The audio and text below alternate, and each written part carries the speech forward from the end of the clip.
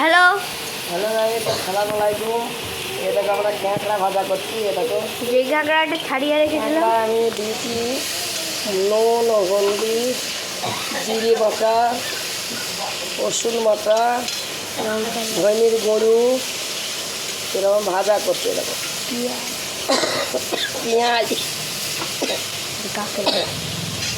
আর ক্যাঁকড়া, এই দেখো পেঁয়াজ এটা লাল লাল করে ভাজা করবো। একটু লাল হয়ে গেছে, এটা ঝোল হবে না, এটা ভাজাই হবে এরকম।